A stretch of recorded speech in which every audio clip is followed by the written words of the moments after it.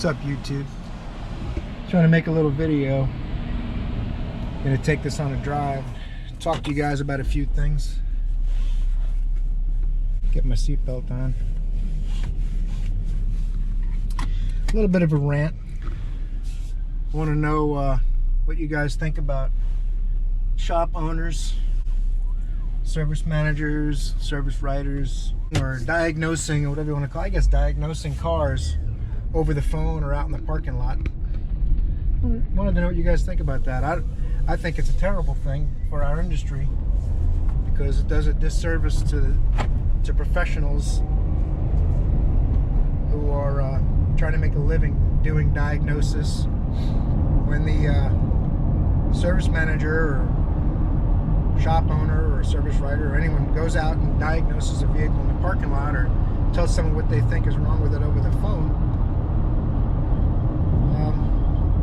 basically making a technician or a mechanic a worthless tool, parts installer, or whatever you want to, however you want to look at that. But I just wish that things could be done a little bit more professionally.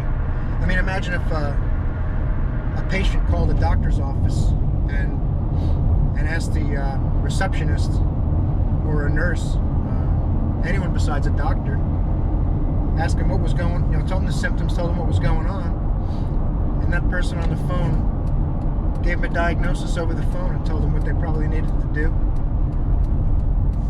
How would you justify a doctor's visit, a proper diagnosis and treatment? Same thing with auto repair. How do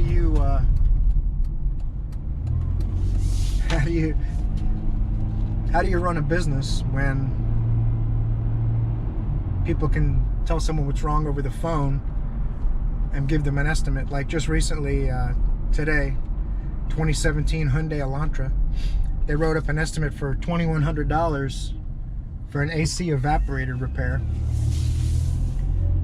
And the customer brought the vehicle in today to have it done and said, my AC works sometimes and sometimes it doesn't. When it works great. So as soon as they told me that, I said, it's not an evaporator. Why do we give them a price on an evaporator? I guess another shop had looked at it. They're doing a disservice to the industry as well, obviously, but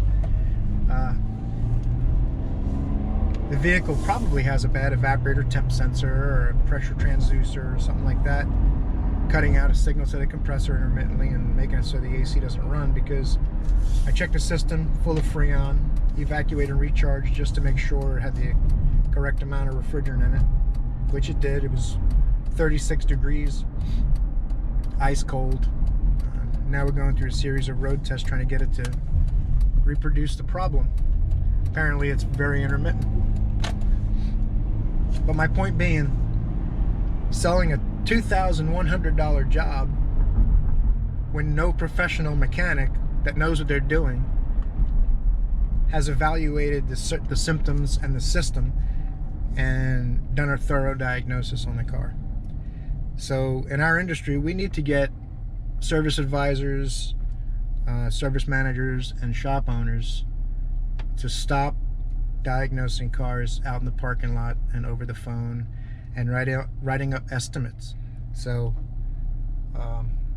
that's my little rant. I just wanted to see what you guys think. Maybe you can leave a comment, click like and subscribe, and we'll do some videos about troubleshooting coming up here soon, and some comparison videos, and maybe an occasional rant every now and then. But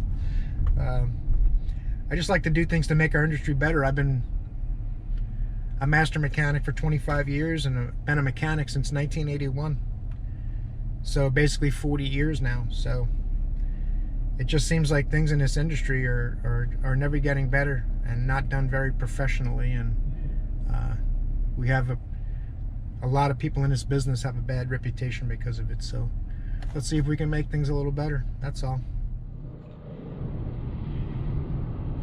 All right, so it was at the Hyundai dealership, and the Hyundai certified technician told him it needs a evaporator core. You know, that's not a sad reflection on all Hyundai technicians, just a particular one who looked at this car and went to sell them an evaporator core when the car basically works, the AC works sometimes and doesn't work other times. So basically when it came to us, the service manager and the owner all had talked to the customer about their estimate from Hyundai and about us trying to beat their estimate. So we gave them an estimate without us ever even looking at the car. Of course, I didn't want to do an 11-hour evaporator job on the car that wouldn't, and you know, have it leave and then not be fixed. So I said we need to at least look at it, see what it's doing. You know, get the problem to reoccur, because sometimes it blows cold, sometimes it doesn't. Which obviously, if you've been doing this a little while, it's not an evaporator core. An evaporator core would cause a problem like loss of freon, or maybe it's plugged with dirt and it's not flowing air through the evaporator, so it's inefficient. But this car's a 2017. So long story short, we took a look at it, drove it a couple of times. It kept blowing cold, kept blowing cold. Finally, one time the customer came down to show us what it was doing, and it blew warm. I mean hot, not cold at all. I grabbed my test equipment, checked it all out. It did have a magnetic clutch that was on. The pressures were exactly the same, high and low, so the compressor wasn't doing anything. It's a variable displacement with a magnetic clutch. So I used my scanner to make sure it was trying to get the compressor to come on. I verified with the voltmeter that the 2 power circuits, the control valve, and the ground were all good. It had a bad compressor. So we put a compressor expansion valve in it, evac and recharge. It's all done. Blowing nice and cold. Right now, I guess it's probably, I don't know, what's that feel like to you guys? Feels like about 40 degrees. I mean, it's biting cold now, so. And it's been cold. I've had it running for about a half an hour. So much so that the gas gauge is down to 54 miles to go. But in any event, this is why you shouldn't be selling work and doing estimates at the front desk and doing repairs based on someone else's diagnosis. You always need to check the vehicle out yourself. You know, even if it was checked here a month or two ago, I would still want to look at it and verify what was happening. Of course, in that situation, it'd be a little bit quicker of a affirmation on the diagnosis. So, compressor fixed it. Cost the customer about half what it would have to do an evaporator core, which wouldn't have fixed it. So let's call this one finished, and hopefully we all learned something from this.